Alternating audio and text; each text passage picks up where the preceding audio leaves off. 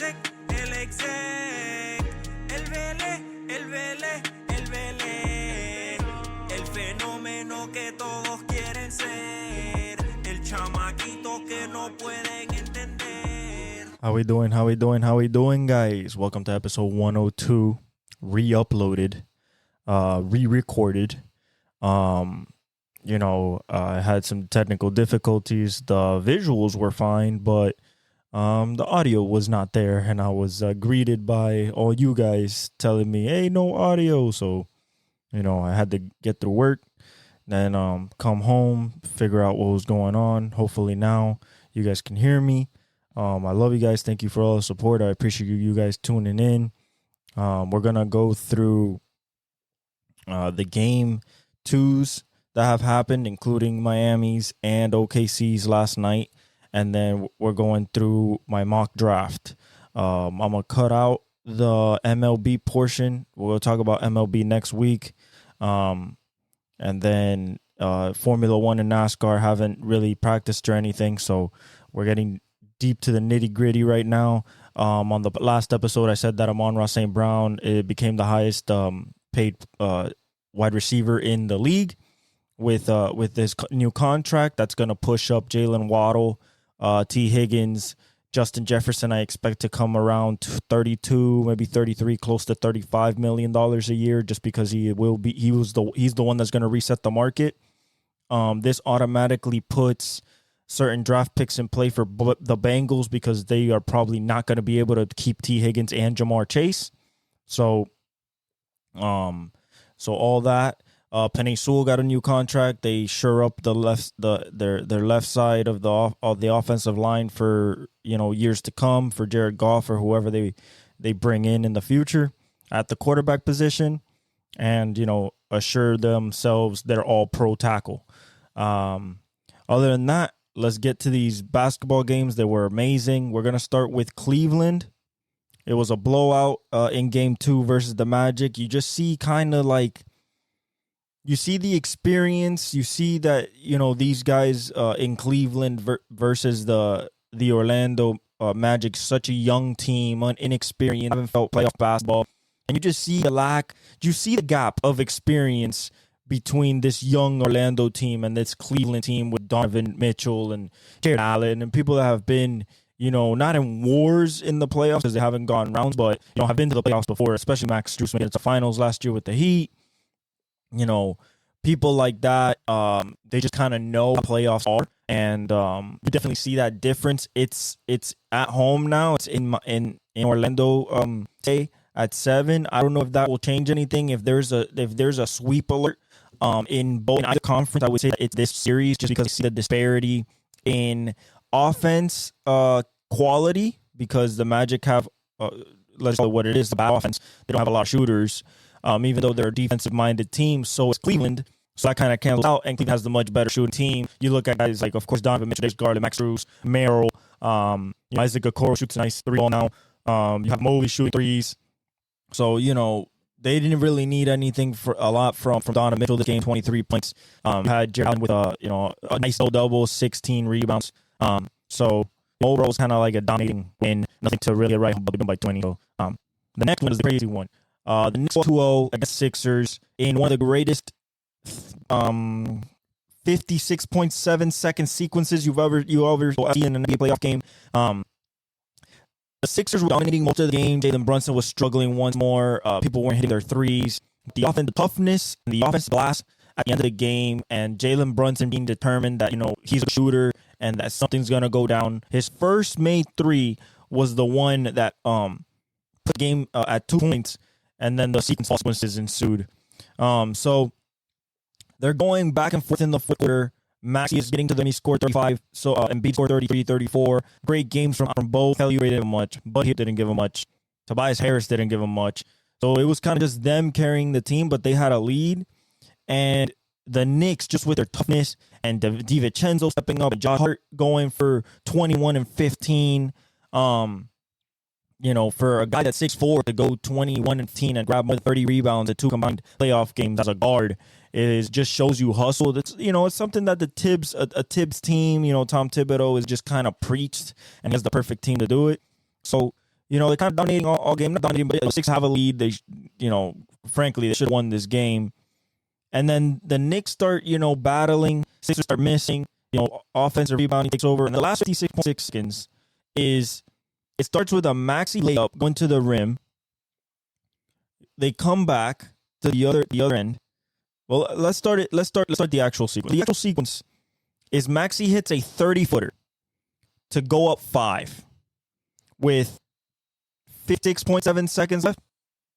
After that, you drive down. Jalen Brunson has the ball, milking clock, dribbling, passing. It finds him again in the corner, in the left corner. He dribbles towards the slot. Shout out to the Mind the Game podcast with JJ Redick and LeBron. The high left quadrant, the slot. But he doesn't get there. He still stays in the corner, just a little bit higher in the corner, and he with a defender all over him, he shakes his defender, shoots the 3. It bounces, Kawhi type of bounce, except it wasn't like tunk, tunk, tunk, tunk. It was more like one giant bounce. So it hit the top of the rim. It was in the air spinning, and then it goes in. His first 3 of the game, that cut it to 2. The inbounds happened. So the first mistake that happened in this sequence by the Sixers was that Kyle Lowry, him being 17 years in the league, champion, been in series that are dogfights and knows what the importance of every possession, this man decides to pull one of these in the game. I don't know what's going on. Grabs the ball as soon as Brunson's shot goes through the hoop, he grabs the ball. So already the inbounding clock, the 5-second violation clock is already running. That's why most people you see let it bounce, take their time, go to the sideline, let the referee hand them the ball. Because as soon as the player touches the ball, the clock starts running. So as that's happening, he goes to the baseline to inbounds under the backboard, which you shouldn't do either. And Maxey flashes in front of him on the baseline. But he's getting followed by Jalen Brunson and Josh Hart. Josh Hart a little bit more ahead of him. Jalen's behind him. Kyle Lowry inbounds pass, hits Maxey. He grabs it. And then, like Stephen A. said, he was there. Frankly, he did get fouled. Maxey got fouled twice. He got fouled once by Josh Hart and once by Jalen Brunson. They didn't call it. And then so he goes on the line. Then the ball pops up. He grabs it again, falls to the ground, and then Josh Hart takes it. After Josh Hart takes it, Josh Hart kicks it out to DiVincenzo for a wide open wing 3. He misses it. Isaiah Hartenstein goes up, grabs the rebound offense, so nobody blocks him out. Grabs the rebound, fights. It bounces to OG Anunoby. OG Anunoby kicks it again back to DiVincenzo. Same spot. Cash. Go up 1, 13.1 seconds left. With 13.1 seconds left, the second, but besides, Embiid not being able to box out because of his knee and them just not being physical enough with this team down the stretch, the next thing that happened is that Nick Nurse didn't call a timeout before the inbounds pass, which he should have. He should have. He should have called the timeout before the inbounds pass, because then you go past half court and you take it on the side, on your side of the, to move up the ball. He didn't do it. He stand like this and didn't call timeout. Then he said he called the timeout. You look at the replay.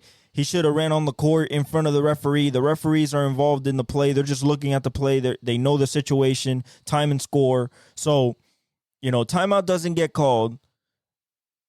After DiVincenzo hits that shot, inbounds happens. Maxey grabs the ball. Maxey's coming up as the time's running down. And Maxey at 30 feet kind of just passes it to the right to Joel Embiid to take a 30-footer, misses it. Knicks win. Now, Joel Embiid said about fouling and stuff like that, but the way that they played, they can win. They're going to Philly now, and I think they can win a couple games in Philly, and this becomes a 7-game series. But what I worry about for Philly is that Brunson still hasn't woken up, and this guy's a guy that scored 28 in the regular season And in the playoffs, he's a playoff riser. We've seen before. Last year he was, and even when he was with Luka, he was as well, which is what got him to New York. So I think it's still scary hours a little bit for the Sixers just because Brunson has not been at his elite peak and you're down 2-0. But you're heading home. You played well. You should have won that game. So I have more faith in the Sixers than in the next team that we're going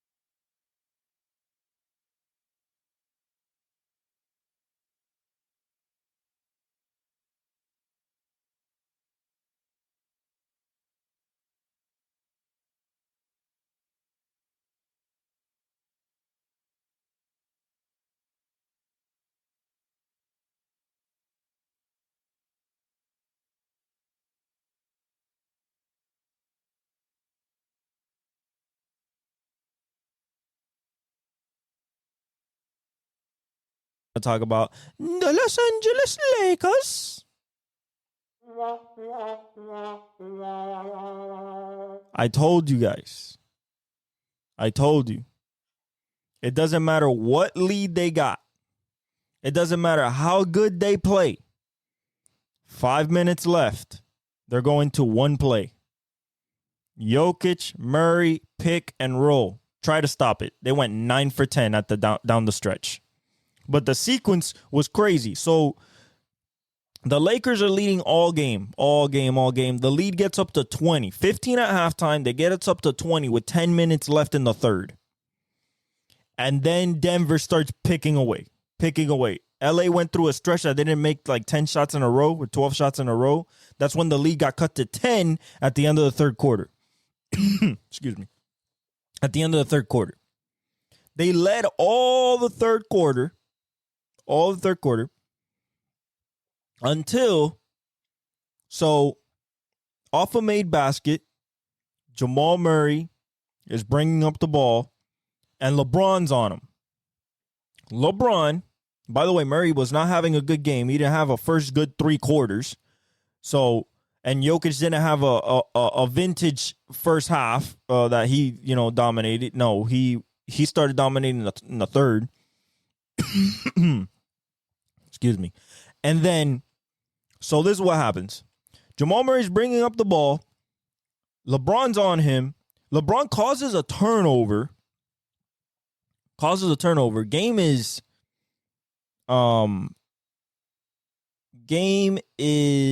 Lakers up by 1, 93 to 92 with,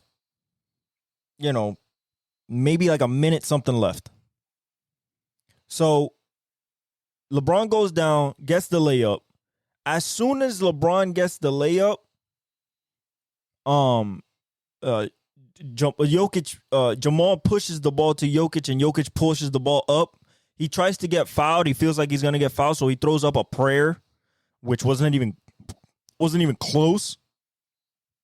And at this point, you see the ball run through the air. You think it's gonna be a turnover, and this man Aaron Gordon grabs the ball, tight ropes the sideline as he's scoring a touchdown, finds MPJ in the right slot, and MPJ just gets that ball, rises up, and wets it to make it 95-95.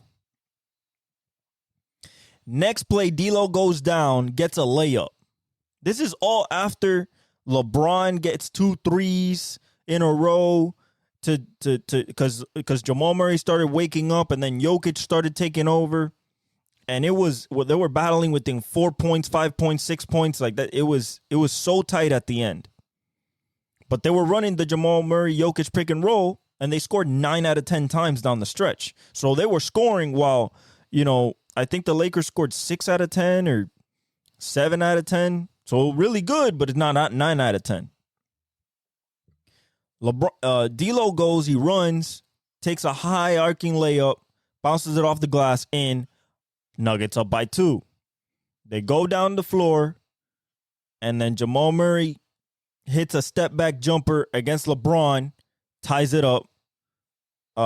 97. LeBron goes back down, gets this crazy shot off. They said it was a layup, but it really wasn't a layup. He gets fouled. It goes in. He goes to the line, shoots free throws. So now they're up 3. They go back down. Jokic goes down. Boom, gets fouled by Anthony Davis. And 1. Jokic ties it again. So we're at 99-99. LeBron brings up the ball, shakes KCP. KCP slides 15 feet back, and LeBron takes a wide open 3. Wide open with like 7 seconds in on the shot clock. And like 13 seconds in the game. Misses it. Denver gets the rebound. No timeout. Murray brings up the ball. Gets the ball from Jokic, brings up the ball. He gets the switch with Anthony Davis because Jokic screens. So he gets LeBron off of him. LeBron goes with Jokic. Anthony Davis goes with Jamal Murray. And as time is going down, Jamal Murray acts like he's going to drive. So he hard sells the drive. Stops, so steps back, almost leaning forward, almost falling, steps back. All while the time's going down. Anthony Davis contests as best as he can. Like there's a hand in Jamal's face. Jamal's like leaning back. And with 0.1 seconds left, Jamal lets that jumper go and it goes through the net without even touching the net. The shit did not even move. And I was like this in my house. I was like, oh my God. Oh my God. 0 and 10.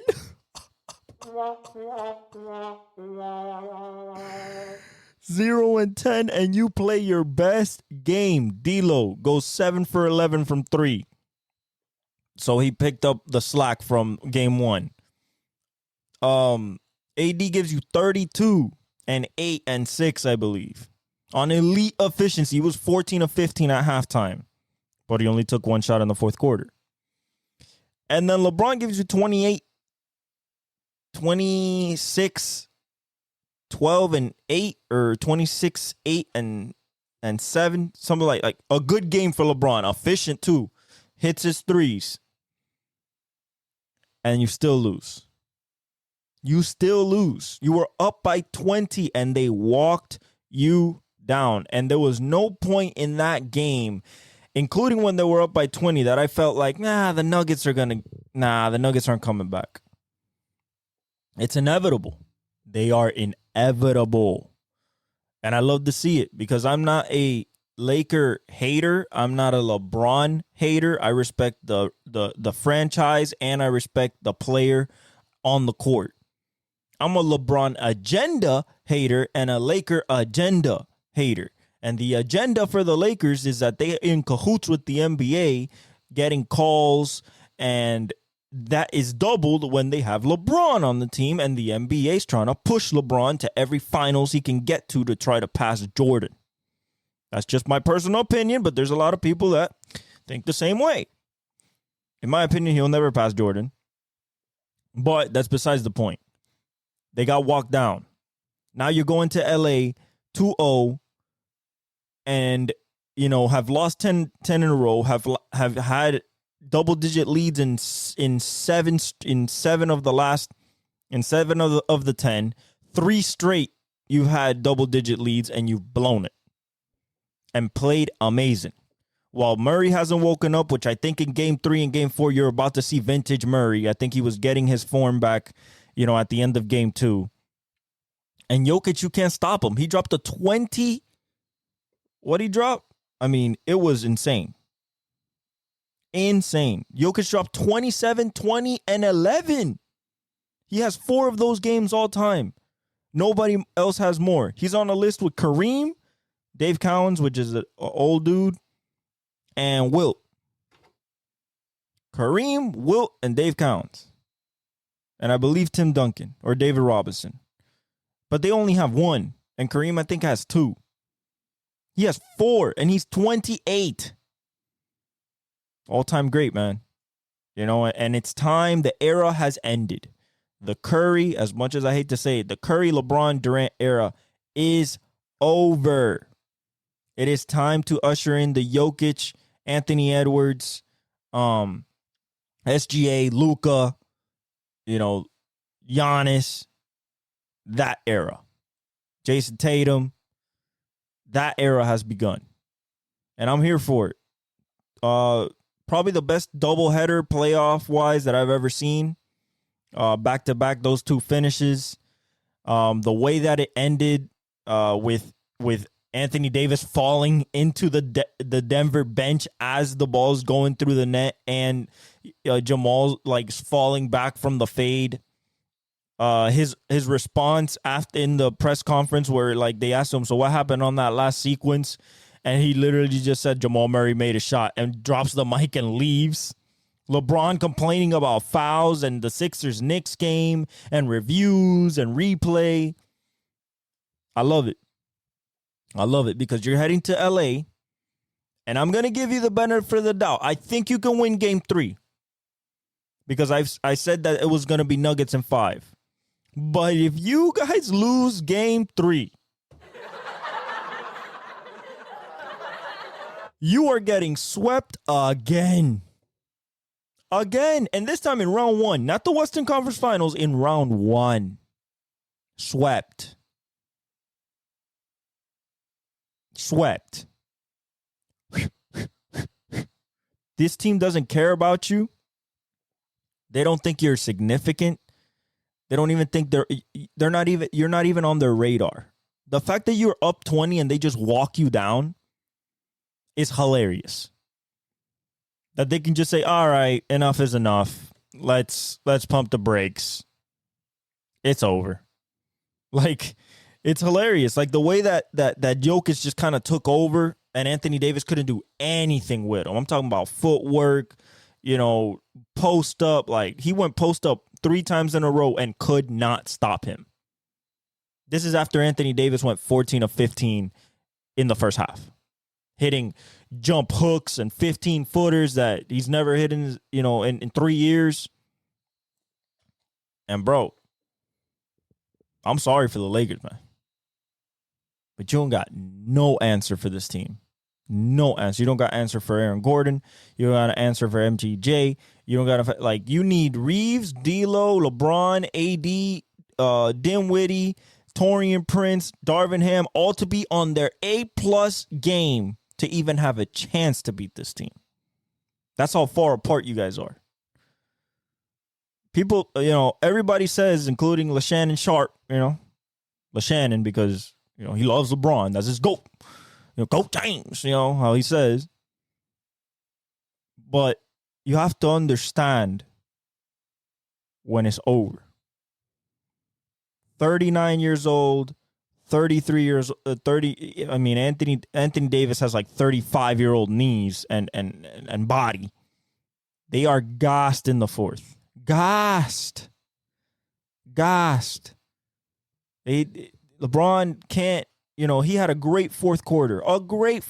Scored 12, 2 threes, led him down the stretch. Was not enough. So watch out. Because you guys might get swept. And if you guys get swept, I'm going to be like this. because I've been telling you all year they have nothing for Denver. Nothing. The people that said that they have a chance, like I said in the last episode, D'Lo will shoot better. LeBron doesn't have a hurt foot. AD has been playing great and played the most in his career. Doesn't matter. You're out-coached, out-disciplined, out-game-planned. They shot less from the three-point line than you and beat you.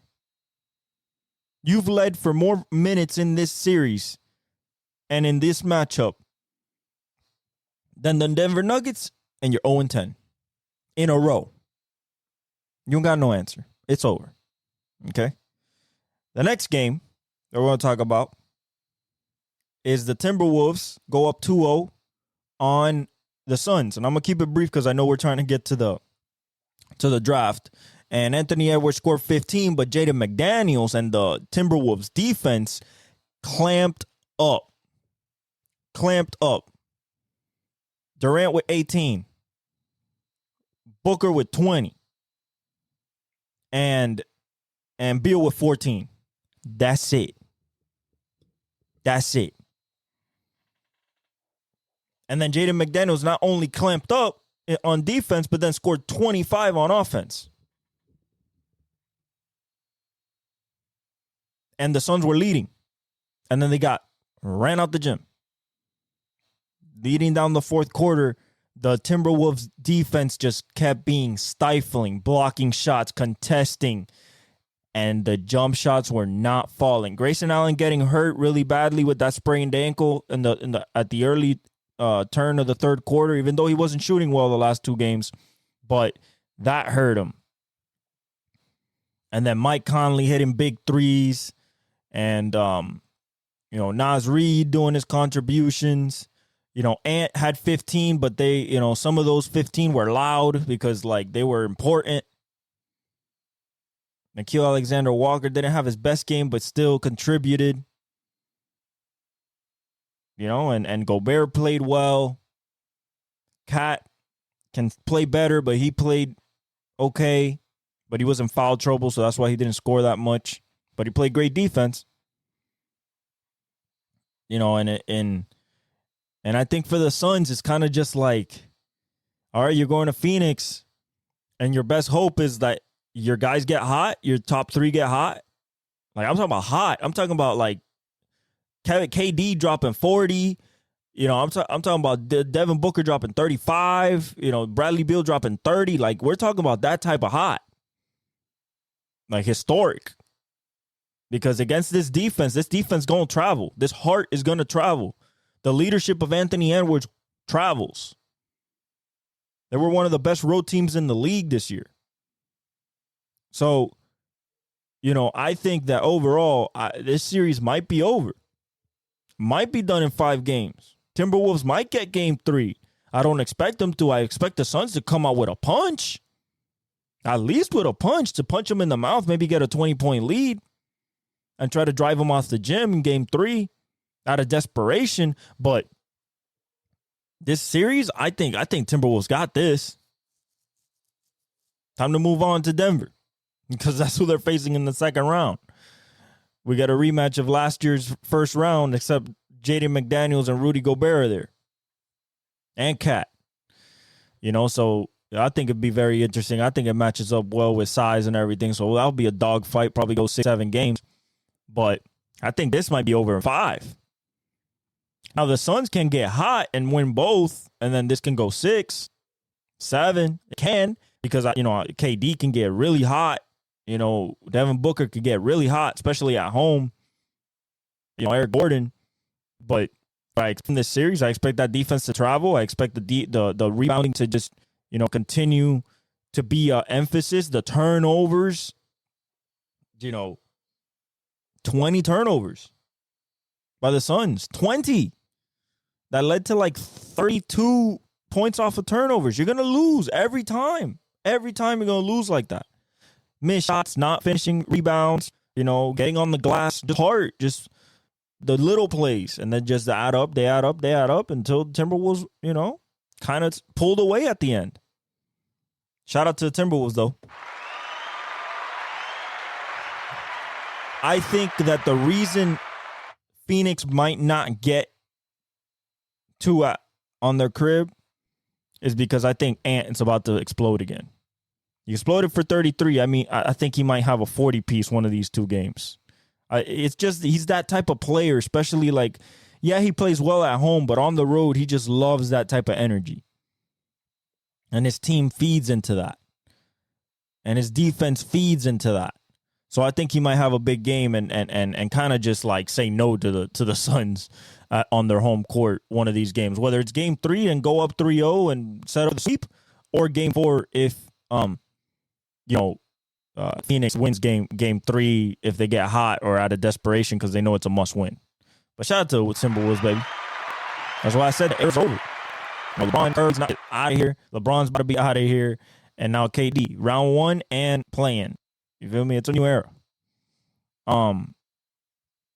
Indiana wins game 2, shooting the ball back into regular scheduled shooting like they did in the regular season. They scored 125, destroyed the Bucks. It was Dame with 34 and not much else. You know, everybody expects Indiana to win this series. I feel like if Giannis comes back, it might be a different story just because, like, Giannis in the playoffs is a different animal, especially for a team that is undersized and, thin when you get to that position of power forward and center. Also, Pascal Siakam cooked the whole game. He scored 38 from 3, from mid. We need more Middleton. The others have to contribute more. But Indiana is looking up, and Tyrese Halliburton's not being Tyrese Halliburton. I think he's still playing hurt with a hamstring or being tentative. But if he's his normal self before All-Star break for a hamstring injury, I mean, this series, yeah, you're looking at the Bucks possibly getting bounced. Now they're going to Indiana 1-1. Man, that's tough. That crowd, hasn't seen playoff basketball in a while. They have a team they can root for. It's going to be loud. It's going to be hostile.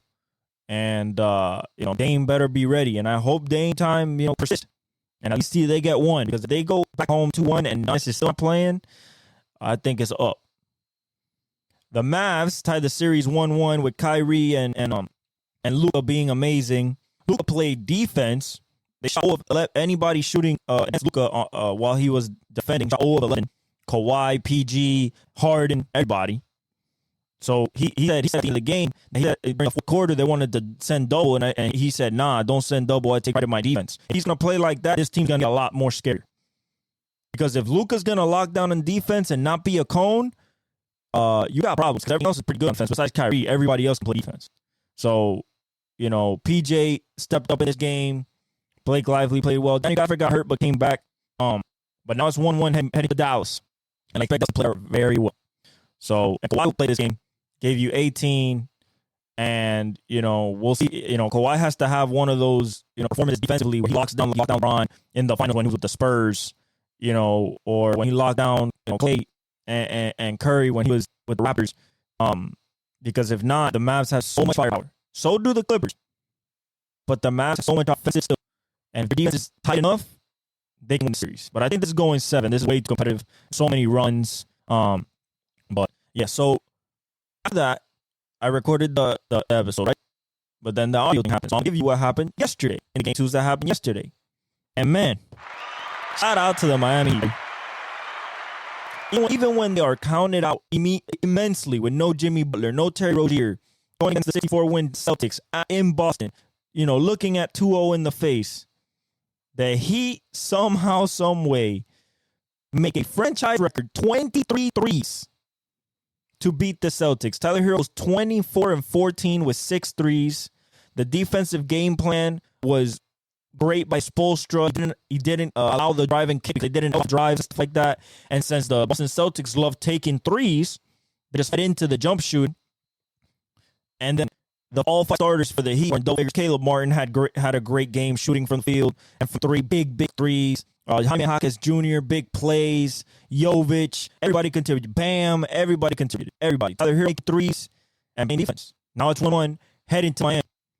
And I ain't saying that the Miami Heat can win this series or they're gonna come and win this series. But we did last year against Milwaukee. I know Giannis wasn't there for 3 games, but this is without Jimmy. You imagine Jimmy and Terry on this team? We already got one in Boston. And this just proves what I've been saying all year. I don't care about the 4 wins. I don't care about the historic 50-point blowouts. When it comes down to it, especially against Heat, when Boston faces adversity, with shit like this, they kept up. 1 for 9 from the field. JT had a inefficient type of game. JB had a good game, but not a great game. Derek White didn't shoot that well. Hauser still made 3, but didn't make as many as we allowed them. We clamped up. We closed out on shooters. We mostly stayed home on shooters. They didn't want to drive that much. Even when they drove, we blocked shots. We played good interior defense. We secured rebounds, made turnovers, scored off of turnovers. Miami Heat basketball. Shout out to Miami Heat. Going to Miami. Do I expect us to get one in Miami? I do, but this team just gets stupid hot. I'm talking about 45% from 3 and just shoot us out the gym. Now, we've shot in the last since last playoffs, we've shot 60% from the threes. I don't think if that's going to be sustainable, but we had stretches that get that hot. If our defense stays at this level, I have no doubt that we can steal one in Boston, in Miami. And if we go 2-2 back to Boston, it's a best of 3, and anything can happen in that. So I'm not saying we're going to come back and win the series. I'm not even saying that we'll get another game. I'm just saying that it's possible. Just because it's the Miami Heat, we have the Celtics number. We're in their head. And when it comes to adversity in the fourth quarter, the Celtics do not want that smoke. And against Denver, they will get cooked, deep fried, just like against the Warriors. So shout out to the Miami Heat for gutting it out, man. Gutting it out and just changing up their game plan, shooting 55 threes. And 23 of them went in.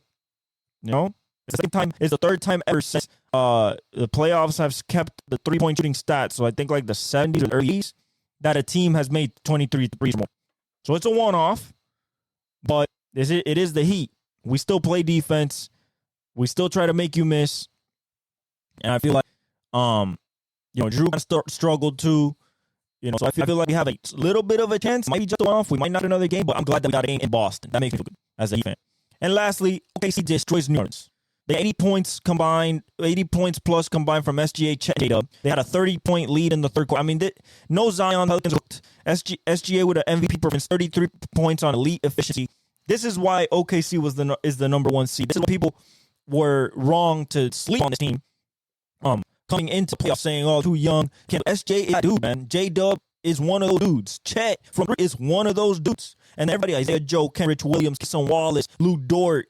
Everybody contributes. Everybody can shoot. Everybody can put the ball on the floor. Everybody pass. Everybody can defend. And they just clamp down on CJ and PI. There's nowhere to go. Nowhere to go. So 2-0. This is the other series that could be sweep. They're going to New Orleans now. They still have Zion. They're not going to have him for the whole series. So I think it can be a sweep because if they play like that in SEC basketball, that's normal. They played all season. But if they play like that in SGA's like that, they have no shot. It's sad because you would like to see Zion versus SGA. I think it would be a very competitive series. But I think OKC has this in the bag, and I think the series is over, frankly. Let's do the mock draft, because it's 6:20, and the draft starts at 8. Oh. I did draft based on what I would do for the teams. I did look at other mock drafts. I looked at, big boards and stuff like that. But I did based on what I feel the team needs and what would be best for them at this moment in time. Some of these picks, though, are kind of filling from certain mock drafts just because they make too much sense. And the players that were available at that spot or many other options that they would go but that player. So starting off, Chicago Bears, number 1 overall, they picked Williams. You put Keenan Allen, Tim Moore, and at 9, we're going to see who they pick to build him a perfect, as perfect as possible offensive structure with decent offensive line and for him to try to succeed. They say that he's the next Patrick Mahomes. I don't know if he's the Patrick Mahomes, but I know that with more Keenan Allen and the guy that we're going to mention at 9, I think that there's no better way to sell quarterback than that way for success. So everybody's known that this is the pick ever since before the time. So it's basically as soon as the NFL draft has officially opened, and it could be literally a second later. And you're the time. And with the first pick in the 2024 NFL draft, the Chicago Bears quarterback Caleb Williams out of USC. It's a done deal. Another one that I feel it's a done deal, and people think that they might take Drake May or they might trade out of the spot. Nah. You don't get Cliff Kingsbury as your offensive coordinator to draft a guy that you have to sit for a year. Okay? Especially drafting a guy out of the same school that the other dude that you sent to Seattle Sam Howell is you get Cliff Kingsbury because Cliff Kingsbury has worked with Baker Mayfield, Kyler Murray, and Patrick Mahomes. You want to get him the best thing for the offense that he has, which is Terry McLaurin, Jahan Dotson. They lost Curtis Samuel, but they're probably gonna add one later this draft, or maybe find one in free agency because we're still signed. I think they go Jayden Daniels here. You take the Heisman Trophy winner, that kind of 5th touchdown, 40 in the air, 10 on the ground, runs a 4.3, beautiful deep ball, process, played in the SEC, big games, big time, 6'4", everything you need, and more closest to the Lamar Jackson mold. There is no brainer here. You turn that card in as soon as you are on the clock. No Drake May, there's no Brady back. No matter what you offer, you need a quarterback. You have the offense set up. You put this on the defense. It is time to get a quarterback that you believe in. Okay? This is that guy. At 3, the Patriots, another team that have been talking about trading back and maybe taking up another player, taking Marvin Harrison. You don't got the requisite amount of talent at the quarterback position with Bailey Zappi to playing around with Jacoby Brissett, to be playing around and get Marvin Harrison Jr. You need to draft Drake May, sit over a year, and next year your actual rebuild and claim towards the top once more begins again. It's not going to be this year. You don't take L's this year. Next year, you can possibly get a top receiver in the draft, maybe another offensive lineman, a DN to help you, in the offense or defensive side, a real impact player. But this year, you take Drake May, you sit him for a year, and you start next year. There is no trading back. There is no let's get Marvin Harrison Jr. You're gonna make him fail over there. And he's one of the most fail-proof prospects he's the most fail-proof prospect in this draft sides. I believe, Dallas Turner. Fail-proof. I'm talking about Brock Bowers. Fail-proof. They're gonna do their shit. They're gonna be good. So don't overthink it. Don't believe in the hype. Take Drake May and move on. The Cardinals, another team that's been talking about trading back, and maybe because the Vikings want to go up to 4. Nah. You stay there. You get Kyler Murray, Marvin Harrison Jr. and make him happy. Because Hollywood Brown left, because Rondale Moore left, so he's throwing to Greg Dortch and Trey McBride. And Trey McBride is number 1 receiver, and is the tight end. Get him a generational talent at receiver, a true number 1 at 6'4", and run like a 4.4, 4.3. Great hands, good lineage, and just let him and Kyler gel and just cook together for the next 10 years. There is no thinking here. No matter what package is, nothing. You take number 1 player on the board. This is number 1 player in the draft. Over the quarterback is this dude. This is the top player on the big board, Martin Harrison Jr. At least for me and for a lot of other people. Plain and simple. You take Martin Harrison Jr. At the 4th pick, at the 5th pick, this is where it gets interesting. I'm talking about run Marvin Harrison Jr. You run him in. You go, yes, it's exactly what I want. At the 5th pick, that's where it gets interesting. I have one trade in this mock draft, and it's at the 5th pick. And it makes a lot of sense. J.J. McCarthy, Michigan. Jim Harbaugh coached them to a 15-0 record national championship at Michigan. Jim Harbaugh wants JJ, believes in JJ, believes JJ is the best quarterback in this draft class. He wants JJ to succeed, and he knows that the Vikings need a quarterback and loves Kevin O'Connell. And knows that with JJ and Jordan Addison and TJ Hawkinson, he's going to have an environment that he can succeed, kind of like Caleb Williams.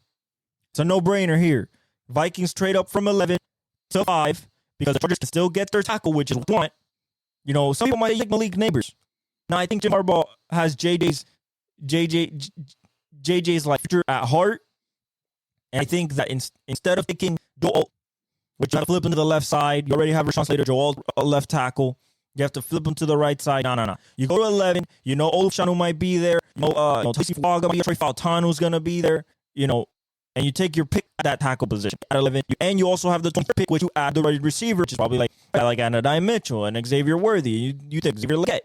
You think of one of those guys. If Brian Thompson, I think he will, but So Vikings come up at 5. This is a no-brainer. You take J.J. McCarthy. He's a more athletic version of Cousins. You give Kevin O'Connell his guy, the guy that he can build around and mold to what he wants him to be and fully exploit his skill set. And you start the rebuild after Cousins with a solid piece at quarterback. At 6, the Giants do not have to think, don't have to even look at the word. Malik Neighbors. If you want Daniel Jones to have a successful season or career, because I believe this is the last time that this man will have a shot, you give him a number 1 receiver that is Jamar Chase 2.0. 6'1", runs a 4.3, elite route runner, great hands, deep threat, yak, everything you need in a number 1 receiver. You give that, especially with Darren Waller not thinking he's going to play this year, and Wandale Robinson, Darius Slayton, Dylan Hines hasn't picked up. Like, you lost Saquon Barkley. Get yourself a number one weapon. Guy that's on people's boards is number one over Martin Harrison Jr. Don't think about it too much. Don't trade back. None of that. Take Malik Neighbors. Period. You got to give Daniel Jones something to look forward to this season. If not, you basically wasted his contract, wasted the years, and he might not get a starting job ever again. He might be back about this. So, give yourself the best chance to not get fired, Brian Daboll, and get Malik Neighbors. I said, this chalk. It's exactly what Tennessee needs. A franchise left tackle to put next to Peter Skoronski and protect Will Levis. You have Calvin Ridley. You have Treylon Burks. You have D-Hop. You have Tony Pollard in the backfield. You have everything you need on the offensive side of the ball for Will Levis to succeed. You just need a left tackle. Take Joe Alt, 6'9", beat out of Notre Dame. You have no problems there. That should be ran in. At 8, another no-brainer. Atlanta, stop taking offensive players. Stop it. It's done. You got Kyle Pitts. You got Bijan Robinson, Drake London. You don't need no more offensive firepower. You got Kirk Cousins. You don't need no more. You need Dallas Turner, proven commodity, another Will Anderson in the Will Anderson mold out of Alabama. Saban's last class. This is a matter of pride for the guy. For Terrion Arnold, for Cooper McKinstry. These are all. This is pride. This is Alabama pride. Nick Saban's last class. You get the best defensive player in the class, Dallas Turner. No brainer. Put him on the edge. And then, now you can move forward for defense. Jesse Bates, Dallas Turner, and you can get something cooked. At 9, we said about the Bears. One more spot in the receiver room. One more spot. Well, you already have 2 number ones. You have Keenan Allen, the route runner, the veteran that's going to be a Hall of Famer. You have DJ Moore, a genetic freak that can yak all you want.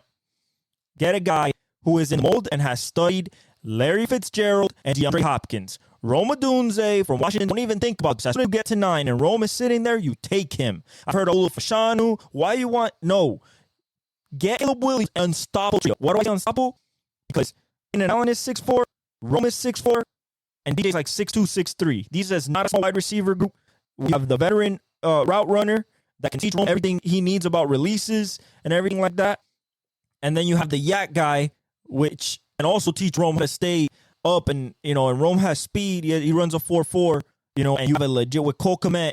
You have a legit threat at every single position on the offensive side of the ball for Caleb Williams to have as built as for more success as possible. Because Ryan Poles is banking on Caleb Williams. So give him Rome Odunze and let him grow with Williams for the next 15 years. Simple as that.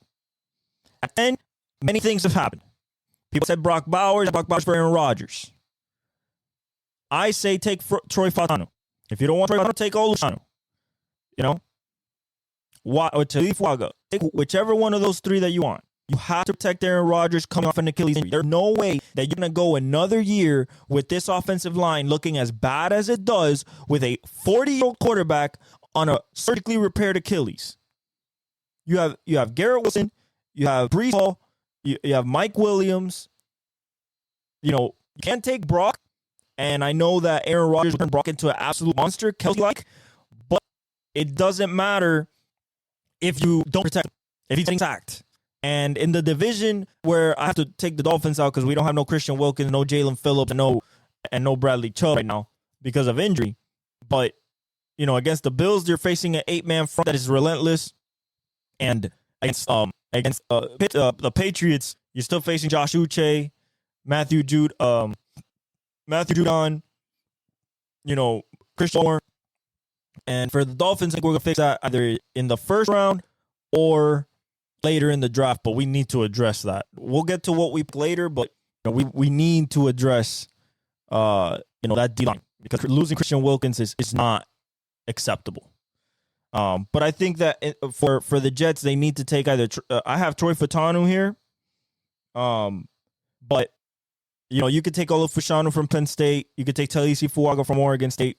I got Troy Fautanu from Washington. Excellent pass blocker. Plug and play. So I believe that would be the best course of action for the Jets. At 11, because the Chargers moves back, the Chargers get Olu Fashanu. They get their right tackle to put next to Rashawn Slater, and then protect Justin Herbert and be able to run the ball. You want to run the ball. You know what I'm saying? But I've also heard in the spot maybe Brian Thomas Jr. out of LSU, a number 1 receiver to put next to Johnston. but I believe you could get a receiver later. I don't think these tackles are hanging around for long, so I think knowing him Harbaugh, he wants to start from within. He takes Olu Fashanu, the 11th pick. At the 12th pick, I think Sean Payton sees a more athletic, bigger Drew Brees and Bo Nix, experience, 61 starts in the college level, most ever, success, super accurate, 73% completion percentage. I think he takes Bo Nix. Might be crazy. He might take a corner. Shit, he might take Brian Thomas Jr., but I think that Sean Payton sees a young, more athletic, bigger Drew Brees and Bo Nix. I think goes with Bo Nix. I think that they need it. After the debacle with Russell Wilson, let him get his guy. And it only makes sense for every party. At 13, another quarterback. Michael Penix Jr. goes to the Raiders. The best deep ball thrower in this class. Most teams are not worth medals. Checks out, runs over 4.9, can get out of pocket, has shown some escapability. Hasn't done much because he was pretty protected at Washington. But the best deep ball thrower in the class, somebody Devontae Adams would be happy to have. Jacoby Myers would be happy to have. Michael Mayer would be happy to have. Aaron Jones. So, overall, I think it's a no-brainer for the Raiders here. There's other ways that they could go, but overall, you go Javerse, Byron Murphy, Jerzon Newton. But for me, and Antonio Pierce and Mason and Max Crosby and what those guys want, I think that Michael Penix makes perfect sense there. So I got Michael Penix going 13 to the Raiders. At 14, now this is where I have to go to the actual draft order because I forgot who was at 13. I know the Colts are at 15. At 14 is the Saints. Not the Saints.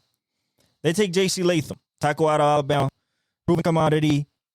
Nothing. I mean, there is nothing to say more that you need after Ramczyk looks like he's banged up and not going to play this year or might not. And he's getting older. I think that you take J.C. Latham out of Alabama, proven run blocker, pass blocker, a matter of pride, Alabama's last class of Nick Saban. I think that would be a great pick for the New Orleans Saints. And then the Colts at 15, they can go one or two ways. You could take Brock Bowers for Anthony Richardson and give him Michael Pittman, Brock Bowers, and Al Pierce and Josh Downs. Or you go on the defensive side of the ball, you take the number one corner in Quinyon Mitchell out of Toledo. I got him taking Quinyon Mitchell. Maybe they take Brock Bowers, but I think that Quinyon Mitchell is the best corner in this class. Shut down. You put him next to Kenny Moore in the nickel. He's your outside shutdown corner against guys like Nico Collins and Stephon Diggs and Tank Dell. And in that division, you got Calvin Ridley and you have D Hop. I think that you take the number one corner on the board. I've seen Terrion Arnold get mocked here. But I saw Nate Wiggins once, but I think you take the guy who has proven over in the process and the tape shows that he's clearly the best in this class. Fast, rangy, can have good hands, good ball skills, can cover, smooth hips, whole nine. You know what I'm saying? For the Colts. At 16, this is a very Seahawks pick, but the reason it's a very Seahawks pick because it's either Brock Bowers or Byron Murphy out of Clemson, out of Texas, excuse me. I have him picking Byron Murphy. I think Mike McDonald, being a defensive mind, wants that Aaron Donald type, Christian Wilkins, Dexter Lawrence type of presence that can get him pressure on the quarterback in the interior and let his edges kind of be, kind of on islands because of the attention a guy like Byron Murphy would demand. I think it just makes sense for Seattle. You get a guy that is quick-footed, speed the power in the interior, can move outside a little bit, smart, good hands, and I think the best interior lineman in this class. Some people might say Johnny Newton, but I think it's Byron Murphy. And I think the Seahawks take Byron Murphy over Brock Bowers in the draft, or they should. At 17, I got the Jaguars going number one corner. They lost their guy, DJ Williams. Darius Williams, so they just plug and play. Terrion Arnold, Alabama, best corner in the SEC. It used to be Kool-Aid McKinstry. He dropped a little bit, but he'll go later in the draft. Maybe in the first round, but maybe not, depending on the needs and how the board falls. But taking Terrion Arnold here at 17, I don't think that it's anything. I think that it's exactly what the Jaguars need after losing Darius Williams. Yes, you can add somebody to the outside, but I think they can do that in the second round. You need to shore up the outside going up against D-Hop, going up against Calvin Ridley, Nico Collins. Like I said, the same thing as for the Colts. So I think that you get your number one corner. You get the guy that you could leave on an island, Terrion Arnold, Nick Saban's last class. He's going to, plug and play. At 18, I have the Bengals taking Brian Thomas Jr. We talked about this when Amon-Ra got his $30 million contract, his $30 million a year contract. That, to me, set the market to the point that T. Higgins is going to ask for 27, 28. He already requested a trade. He's going to play with the team. But I think that you add another LSU superstar next to Jamar Chase, and you have the safety blanket. If T. Higgins, which you won't most likely do because you're not going to be able to pay him and Jamar, you reset the wide receiver clock on that contract, and you get Brian Thomas Jr. Now, I've seen other people say offensive line. Talisi Fuaga, Troy Fautanu, Amarius Mims. Listen, I get it. Even Byron Murphy on the defensive side, especially with Trey Hendrickson asking for a trade. Maybe you need that. Maybe Jared Verse. But I think that for the dilemma that they're going to face in the very near future, I think you get a guy that could be a number one receiver, is a touchdown monster in the red zone, led the FBS with 18 touchdowns next to a guy like Malik Neighbors. You put a guy like Jamar Chase next to him on the other side with a quarterback like Joe Burrow. I think that you can get cooking, especially this year because you have T. Higgins. So it'd be T. Higgins, Brian Thomas Jr., and Jamar Chase, and that is a tough trio to stop. Those are freaks, absolute freaks. So, in their best interest, I think it's better to take Brian Thomas Jr. over the offensive lineman. You might want to protect Joe Burrow, but at the same time, I think that you do the same thing you did with Jamar Chase. You take the weapon and you allow the offense to just kind of play itself.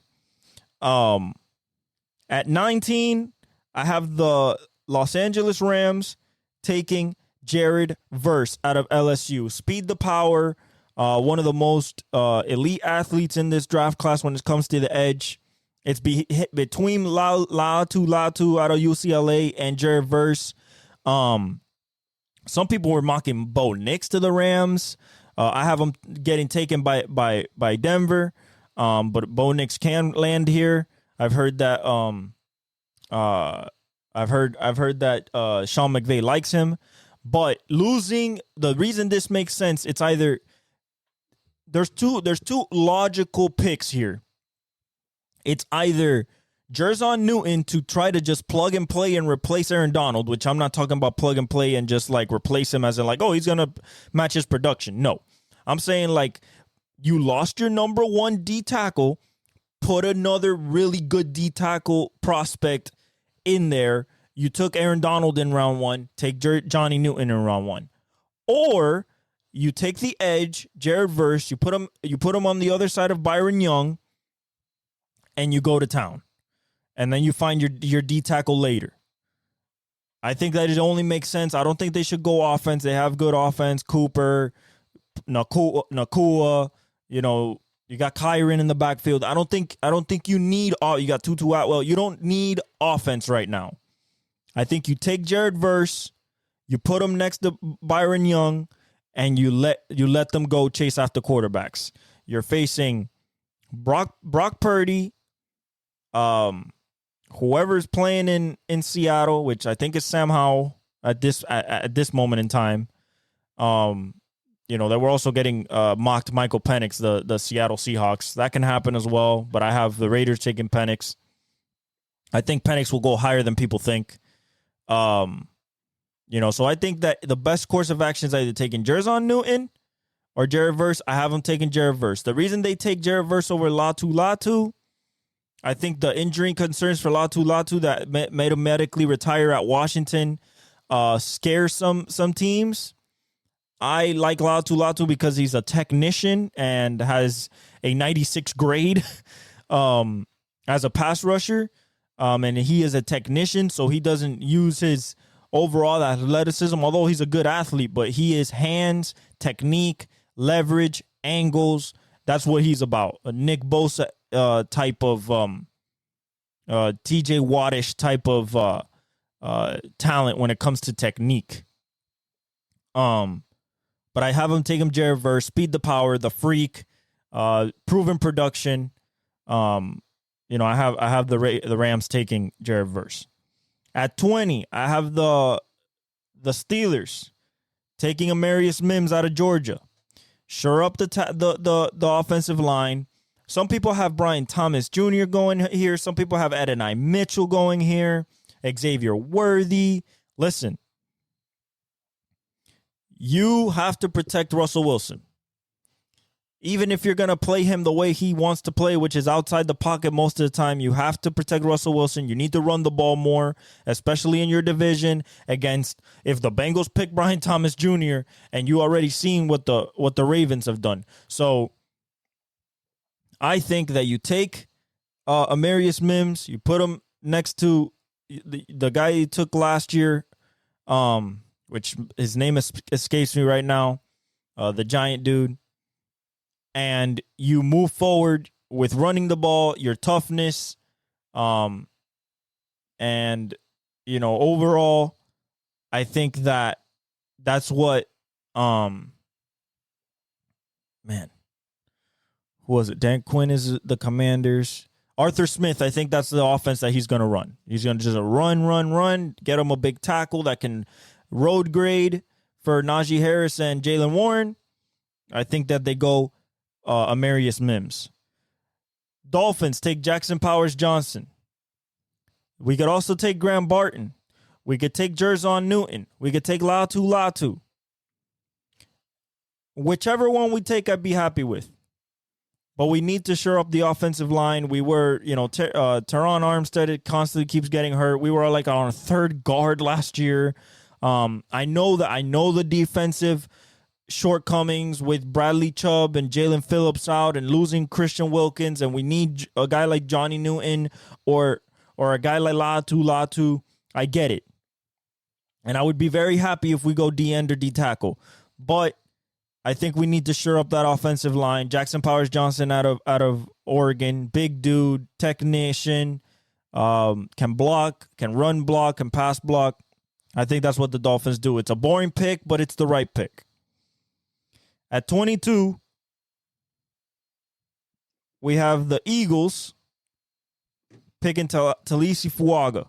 Lane Johnson is getting older. He's 34. He's been hurt. So, you have a guy there, tier 1 talent that can, take over for him. Super versatile. You can play him at guard starting off and then move him to tackle. I mean, I think he's a good fit for the Eagles. And I know Howie Roseman loved to build from within. If Johnny Newton is there, I mean, it's possible they take Johnny. But I don't think they would go D-tackle because of Jordan Davis and Jalen Carter. I don't think that they need another one. I don't think they go Latu. They have Nolan Smith. They got Bryce Huff. I don't think they edges. Maybe they go corner.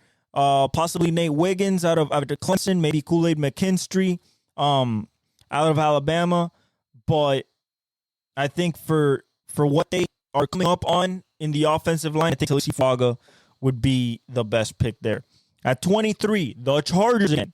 Now they get their receiver, Adonai Mitchell out of Texas, 6'5", jumps out the gym, absolute freak, former Georgia national champion before he went to Texas because he wanted to be closer to his daughter.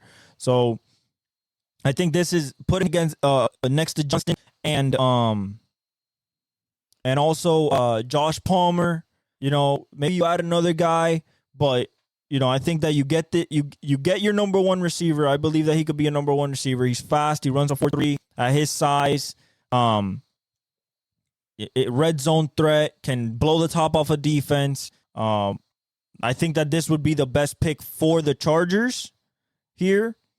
After getting picks 11 and 23 from the Vikings for them to go up to 5 and get J.J. McCarthy, I think it only makes sense to take Adonai Mitchell. You can go Xavier Worthy. You can go Xavier Legette. You can go Lad McConkey, but I think because of the size and Johnston not being that overpowering dude and hoping that he takes the next jump, I think you take a true number one outside X receiver and Adonai Mitchell at your 23rd pick, and you shore up your receiver room there.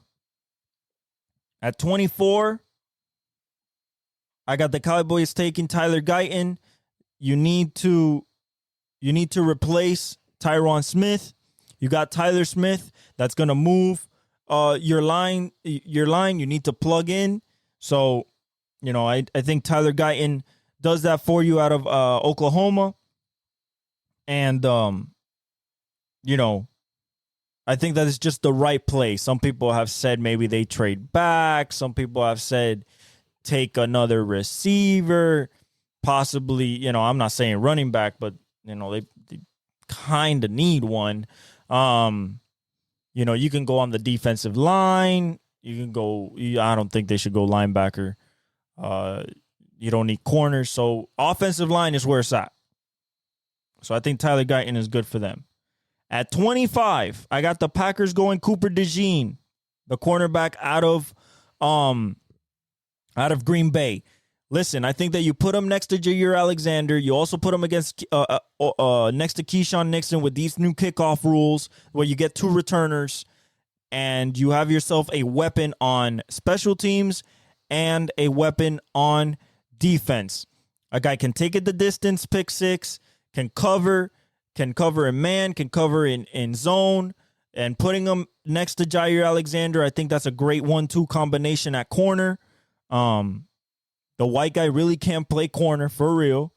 You can even use him on offense. Iowa was planning to do that before he got hurt. He's fully healthy now, ran a 4.3 at his pro day, had a great pro day. I think that this is a very good Packers pick here. Cooper DeJean out of Iowa. 26, you lose Shaquille Barrett. The line is getting old. You need somebody to put with Vita Vea and Tryon Sharinka. Hopefully Sharinka keeps getting better than what he's been. I have the Tampa Bay Buccaneers taking Chop Robinson, the elite edge, freak athlete, Micah Parsons comparison, like in build out of Penn State. I think that Tampa Bay makes really good DNs when they draft them. So I think Chop Robinson makes sense here. You lose Shaquille Barrett. You bring in Chop Robinson, fast off the edge, bendy, twitchy. Michael Parsons like a build. Runs a 4.3 as a D end. I think that you can't go wrong there. You take Chop Robinson and go to town. 28. Buffalo. No. 27. Nate Wiggins, the Cardinals. They got Marvin Harrison, the number one receiver. Time to get your number one corner. You take the fast Nate Wiggins out of Clemson, the fastest corner in this draft class, ran a 4.29 before he pulled the groin at the combine. Can cover, long, rangy, good hands, is a blanket, had really good coverage grades, you know, has some working to do, but overall the body of work, the talent is there. He's not a project by any means. He just needs a couple, you know, clean up things here and there. But has everything. He has the size. He has the length you need. He has the speed you need. He has the athleticism you need. Jumps a country mile. You know, jumps almost 40 inches, if not 40. And is what you need on the other side of that defense. So you have a number one corner that can stop. I don't know. You go against DK and you go against Jackson Smith and Jigba and Tyler Lockett and Brandon Ayuk if he stays in San Francisco, and you're going against Cooper Kupp and Puka Nacua. So with all that, in play, I think you take Nate Wiggins here and shore up your number one corner position. At 28, the Bills lose Stephon Diggs, lose Gabriel Davis, take Xavier Worthy, the guy that ran a 4.21 out of Texas at the combine. Speed demon, is the type of guy that can run routes. It's not just a vertical threat. I believe that this kid, if he develops right, he can be the next Tyreek Hill. He has that type of speed, type of burst. He has those type of hips where he's not just a straight line runner. He can run routes. He has to get a little bit stronger. That's why I said in a couple years, maybe he can bulk up kind of like Tyreek. He's taller than Tyreek. I think he's maybe an inch taller. Tyreek's 5'9", 5'10". I think this kid is 5'10", 5'11", almost 6 foot. I don't think he reaches 6 foot. I think he's 5'11", maybe 6 foot. I'll tell you right now, actually, what I'll tell you right exactly how tight right now. His height right now is Xavier Worthy is 5'11". So, he's 5'11", bulk up a little bit from that 165, maybe get to 185 in a couple years and really be that speed demon like Tyreek was. With Josh Allen, has an 80-yard cannon. You can send him on deep balls. You still got to add to that wide receiver room. There is possibility that you might add T. Higgins, maybe not. I'm not hearing nothing. I'm just saying that might be a possibility that they can look at. Maybe Brandon Ayuk, depending on what happens with San Francisco. But I think Xavier Worthy, you add that type of nuclear speed to Josh Allen, arm talent, and you got a guy that can, really stretch the field and open up for you after losing Stephon Diggs and Gabriel Davis. At 29, I have who's 29? I have the Lions picking Johnny Newton. He falls down here in the I don't think he'll fall this far in the draft, maybe. But this is a guy to put next to Aiden Hutchinson and Houston, the Houston. That's your other pass rusher. And you put him with McNeil. This guy is going to get after the quarterback in the interior, and it's going to be who you want to double. You want to double McNeil. You want to double Newton. You want to double Aiden Hutchinson. You want to double Houston. I think that it's going to be a very Lions pick, right up the alley of MCDC. A tough guy that can just disrupt the interior offensive lines. Get interior pressure. You add that to the Lions, and they're a scary defense. I think there's a perfect pick for them. Jer'Zhan Newton out of Illinois at 29. At 30, I have the Baltimore Ravens kind of looking towards the future at the cornerback position, just like they did at safety last year with Kyle Hamilton. I think you draft. I have them drafting Kool-Aid McKinstry, the running back of Alabama, the teammate of Terry Arnold. I think that you put him on the other side, maybe with Marlon Humphrey on the other side. And when Marlon Humphrey looks like he's getting older, or you move off him, if you need to move off him, you plug him into your number one corner, and I think you'll feel confident as he develops that he will be your number one corner of future there in Baltimore. You can add other things, but they have no holes on either side of the ball. If you really look at that team, you might go after another receiver just because OBJ is not there anymore. But I think Kool-Aid McKinstry makes the most sense for the Ravens. At 31, I have the San Francisco 49ers adding to the offensive line because Colton McKivitz might be out, needs competition at that spot. I have taken Jordan Morgan. I think that, Graham Barton is still on the board in this. I don't think he'll be on the board in the actual draft. I kind of just, there's so many good players that, he might go to the Dolphins. The Graham Barton, the guy from Duke. Right here I have the San Francisco 49ers taking Jordan Morgan at pick 30 to shore up that offensive line and protect Brock Purdy. This also could be a receiver. This could be McConkey. This could be Xavier Legette. Because if during the draft we have an A.J. Brown type of trade for Brandon Ayuk, this pick could be wide receiver. I don't have hours in this either. I could have fit him. I mean, you could fit him at 10. You could fit him 16. Somebody's going to get back at a very, very, very, very good value, and he is proving. Come on, him and Marvin Harrison on the offensive side are, I think, are the best proven commodities in this draft. And whoever has them gets him, especially if he gets past 10, is going to have an absolute steal, might be the steal of the draft for Brock Bowers. That's how highly I think of him. I just didn't have, I went more by need in this draft. But I could definitely see him going to the Colts at 15. I could see him going to the Jets at 10. Even have people that like, possibly the Rams. Like he could fall in a lot of places. And then lastly, the 2-time defending champions take Ladd McConkey, wide receiver, Georgia, 2-time national champion. This kid runs 4.3, low fours, is a great outrunner, tough, great acceleration, great burst. I just think that he exactly what Andy Reid likes against next to Sky Moore, next to Rashee Rice, especially because we don't know how many games he's going to miss because he's definitely going to get suspended.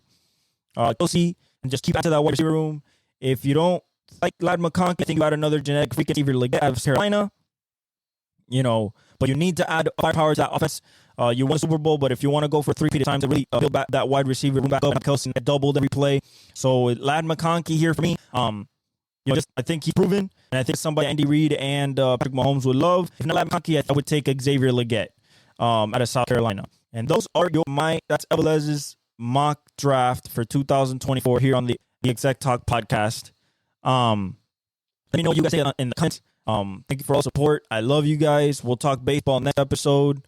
Enjoy the game, the rest of the game. Game 2's done. Enjoy the game 3s this weekend. Enjoy Formula 1 where they're in Miami. 305 is probably going to be a stat domination again, unfortunately, but we'll see. Cross our fingers that is not.